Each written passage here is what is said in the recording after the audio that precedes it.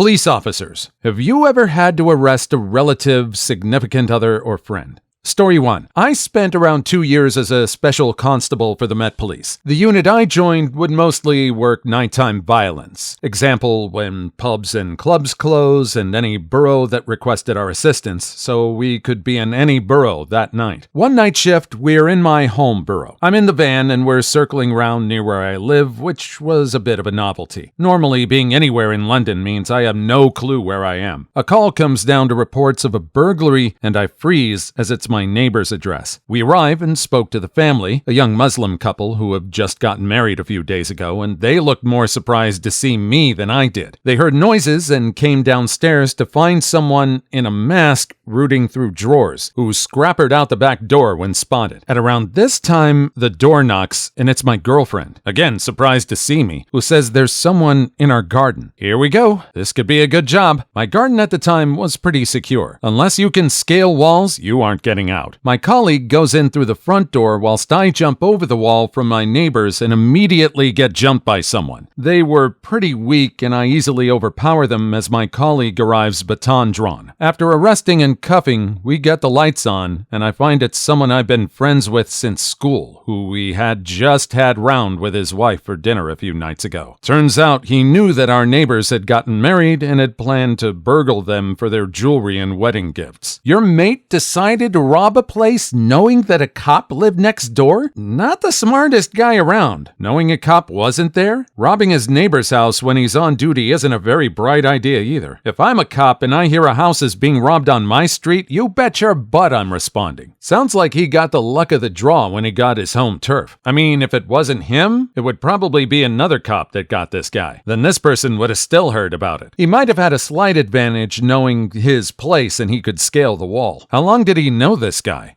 Story 2. Typing this one for my dad. Back in 2006, it was nearing the end of the second shift and I was ready to get off. The call came in of a shooting. I was about a mile away tops, so I was first on the scene by a lot. I head inside, check the bedrooms, and find 2 men perished from gunshot wounds. I knew them. Family friends from growing up. Good people, but scumheads. You know what I mean? Always getting into trouble, never big things. Just substances here, public intoxication there, nothing huge. Well, they ate it that day. What got me, though, was I had seen their older sister earlier when I pulled over her friend. It's just weird how you can see someone and talk about the family quickly, and a few hours later know that she's about to find out how much she's just lost. They were still warm, so I continued my search fast as I called in the ambulance. I check, find the back door ajar, and head out. I got a call saying that the shooter was still in the neighborhood as someone just reported him. Not a block away within the last 2 or 3 minutes. Going through the backyards and across alleys, other officers are now in the area and we're hunting him. I see movement. It's him. It's the guy, the shooter. No weapons to be seen, thankfully. I got him in my sights, yelling to him to stop where he was. Thank freaking God he does. Pistol still drawn on him. I get him on the ground, cuff him, and think for a moment, shoot him. He freaking deserves it. I put in my retirement papers 2 weeks later. Edit. Too long didn't read? My dad was the first responder to a double homicide. Knew both victims personally and said forget this mess. Note, my dad has been on the force for 26 years and now has severe PTSD from years of stuff like this. That sounds rough as hell, but kudos to him for upholding what's right and wrong, even in a situation as messed up as that. I'm sure a lesser man would have tried something to exact revenge in that scenario. Wow, that's gotta be rough. Was your father able to quit smoking again after that pack? Yeah, I saw him the next day and he didn't smell of smoke and acted like nothing happened. I've maybe seen him smoke once since that day, and that was the day I left for Afghanistan. I was expecting him to find the shooter to be someone else he knew. It didn't say anything about that. It's good that he decided to stick with the law. What happened to the shooter? Was he tried? Did he get sentenced?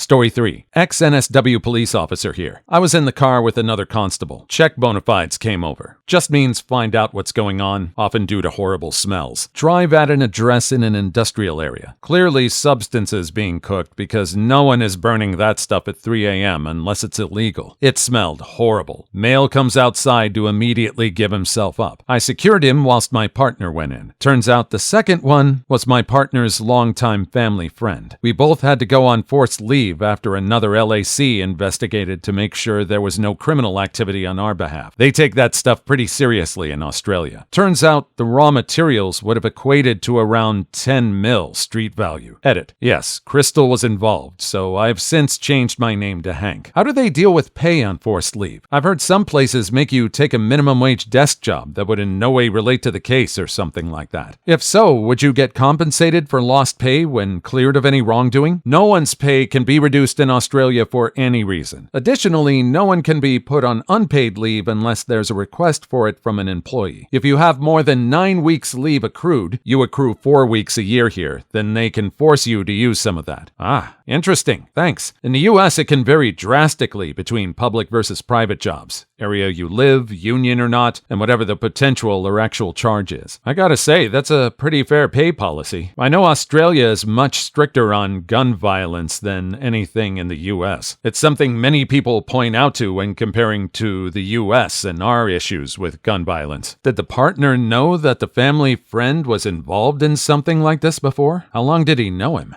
Story 4. I arrested my sister 2 years ago. We're fine now. Story. 2 years ago, I stopped by my parents' house while on duty to have a cup of coffee with my father. When I got there, I heard screaming from the backyard and went out to see what was going on. I saw that my sister had my mother pinned to the ground and was kicking her violently, multiple times, while screaming and swearing at the top of her lungs. I tackled her to stop the attack and she began to punch and kick me too. The neighbors had come outside to see what was going on and my sister would not calm down. My mother was badly injured, and it took my father and me both to get my sister under control. She was fighting like I've never seen someone fight before. She was biting, clawing, kicking, and tried to gouge my eyes out. I had no choice but to disengage and use pepper spray in an attempt to subdue her. It worked, and we finally got her under control. I called for an ambulance to evaluate my mother, and my sister was transported to the station by another officer. The story, I found out later, was that my mother had found Crystal in my sister's car, and when she confronted my sister about it, my sister lost it and attacked her. My sister was committed to a drug rehab facility and has now been clean, as far as I know, ever since. We have a good relationship now, although we'll never be best friends or anything. Wow, that's disturbing. Beating your own mother like that for basically nothing? Was she high at that moment? Can't speak for the original person, but even if she wasn't, a crystal head isn't ever really known for being calm and collected. It still seems like an over-the-top reaction if she wasn't high. Story 5. The arrested claimed he didn't do anything. The female victim claimed I lied about the whole situation, even though bruising was photographed and her text messages claiming she was hit were submitted. Arrested claimed he was going to sue the agency for false arrest. I was investigated for all kinds of things, including untruthfulness for not specifying the depth of my friendship with the victim because friend wasn't enough, and falsifying reports found to be untrue. And since I submitted my text messages from the victim as evidence to support my statements, the timing of them was called into question. The fact I was on duty in my patrol car in motion was held against me. The fact I ran a wants warrants check against her and him in the last was held against me because I wasn't on a call at the time. Which, by the way, everyone is checked, but they focused on that I checked her. They made a huge issue that she had been to my house for a social gathering in the past, and I didn't disclose that. Still no spicy time, I promise. They made a huge issue about what some guests at the party did, unbeknownst to me at the time, while I was away from the party masses, with a guest, not the victim. Edit. Ultimately, my commanding officer claimed I failed to provide him with enough information to establish conflict of interest, and that if he had known, he wouldn't have had me handle the call. I felt friends coupled with me clearly stating that I felt it was a conflict of interest was enough to go on. That's messed up. It sounds like you had true respect for your position. You were probably a really good cop. I'm sorry this happened to you. Thanks for explaining what can go wrong. I never would have considered this.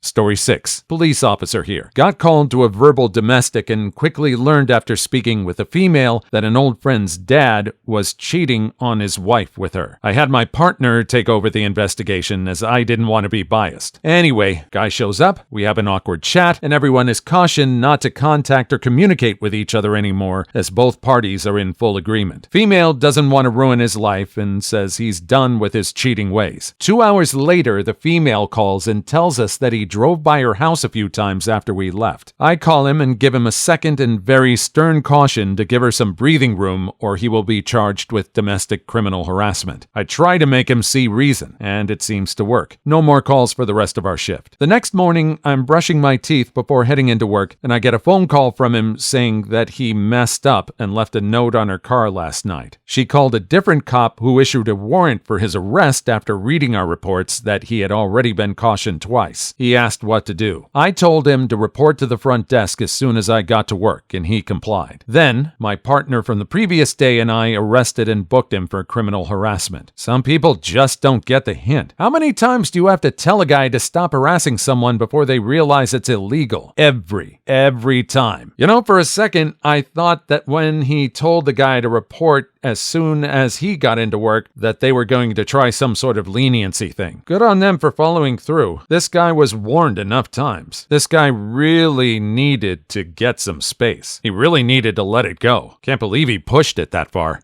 Story 7. Michigan cop here. I got a call on July 5th from Alcohol Treatment Services stating that 2 guys who were out on bond blew hot due to partying from the night before. When I got there, one of the guys was a good friend of mine. The hard part was his dad, who always took great care of me, was standing right there while I hooked him up. They were super cool about it, but I still feel bad. On the way to the jail, we caught up and talked about family. Well, your job is to uphold and enforce the laws that govern us. Objectively, without putting personal feelings into it. It's easier said than done, but someone has to do it sometime. Yeah, that's true, but damn, if I was right with them, that would really mess with me. It's nice to know that cops in the US are still proud enough to uphold the law. I live in the Philippines. I personally know a guy who paid off 2 cops for $5 when he was stopped to check household goods when he was moving from one house to another. So yeah, it's nice to know that cops are still generally good in the US. As a recovering addict who works in the recovery field, I'd just like to let you know that that type of experience could have a great positive impact on your friend. Getting arrested by a stranger is one thing and can easily be shrugged off, but getting arrested by a friend in front of your father can cause some serious self-reflection.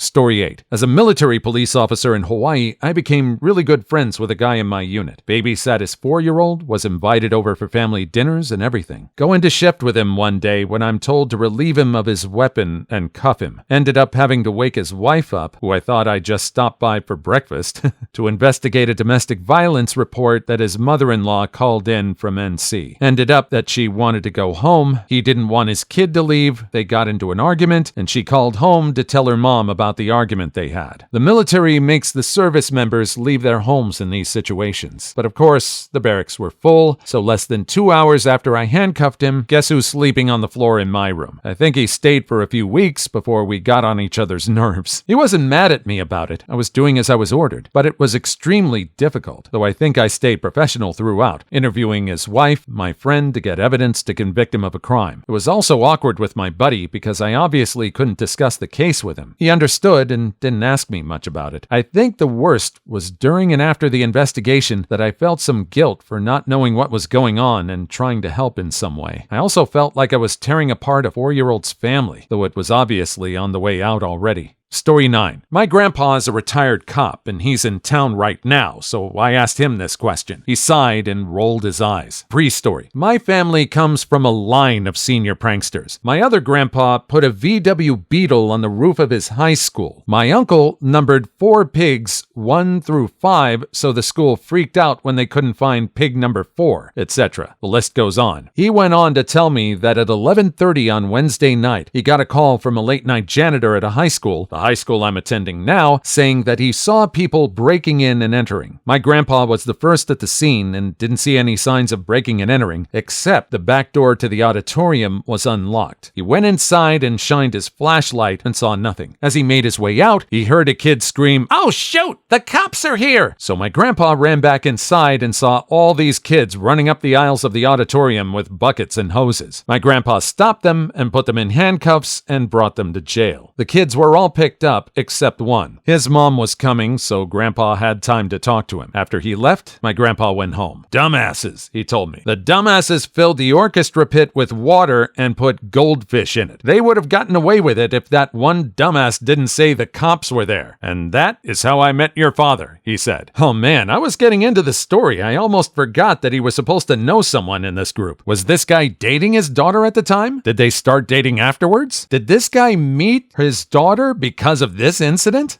Story 10. I was a police officer for the local county police. I got a call out to a local tavern, pretty much the only one for 20 miles. The call was about two guys that had become drunk, belligerent, and disorderly, and once they were told they couldn't dance on the stage with the women, they fought the bouncers. The bouncers had laid them out, and they were recuperating their injuries and sobriety. The two guys were Corporal Dancing Queen, now Captain Dancing Queen, and Lance Corporal Boogie Nights, two Marines I've been stationed with the last 6 years, and we've spent time in Iraq. The first thing they say when they see me, happy and drunk as ever, was my last name, just like they would at drill. I damn near bursted out laughing, but I took them into custody and put them in the back of the patrol car, them cursing and calling the bouncers wusses because it took 6 of them to get them off the stage. They were laughing at each other and having a great old time in the back of the patrol car. I talked to the bouncers and talked them out of pressing charges. Unfortunately, they were banned from coming back though. We had stories to tell our sergeant the next morning at drill. Edit, for increased anonymity. Might want to take their real names out of the post or change them up to Captain Whirlpool and Lance Corporal Armstrong just for anonymity's sake.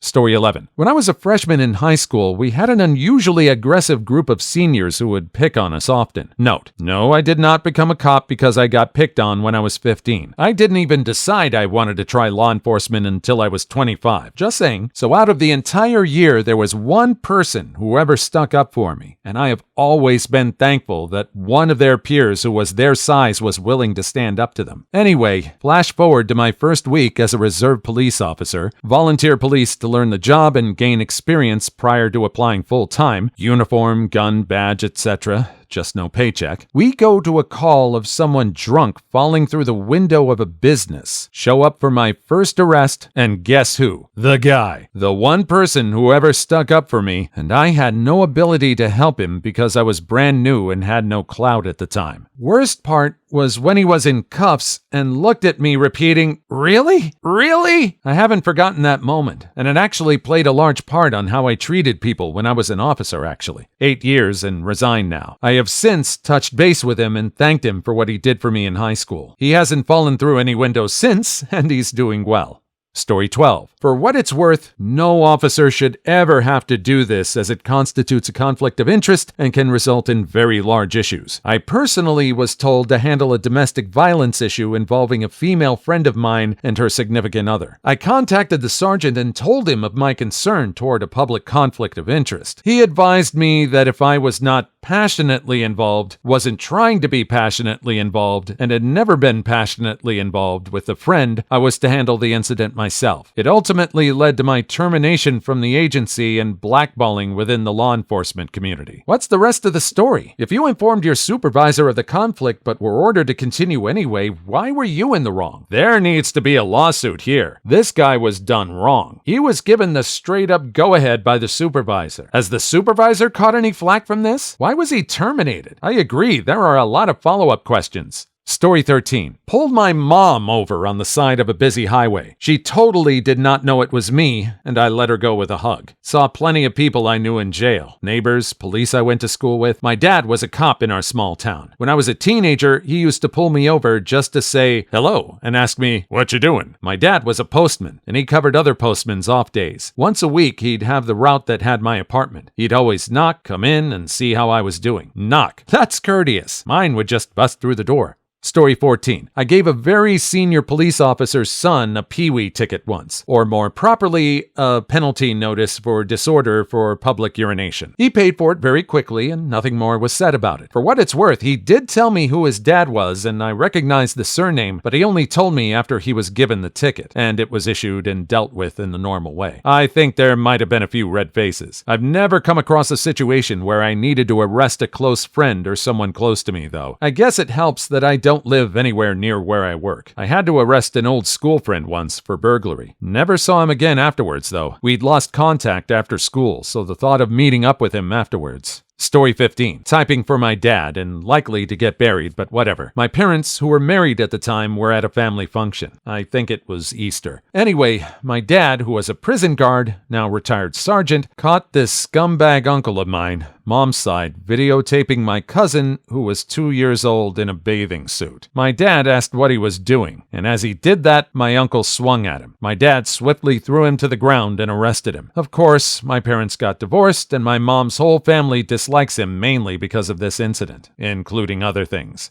Story 16. Former federal agent. I had to arrest a former partner who I graduated from the academy with. He was a good guy, was involved in a shooting and never recovered. Turned to alcohol, marriage went south, everything went downhill. After an incident where he started shooting out the windows on his house, the local cops cordoned off the area and notified our agency. We talked him down and convinced him to come with us. Arrested him, and we drove him to the local police department where they processed him. He was terminated, and a senior agent was reprimanded for covering up a previous alcohol and firearms-related incident. Story 17. Yes, friend. He was drunk and driving. Wasn't a friend afterward, but he was alive and didn't unalive anyone that night, so fair trade. Please leave your story in the comments. I would love to make a video on them in the future. Also, don't forget to like and subscribe.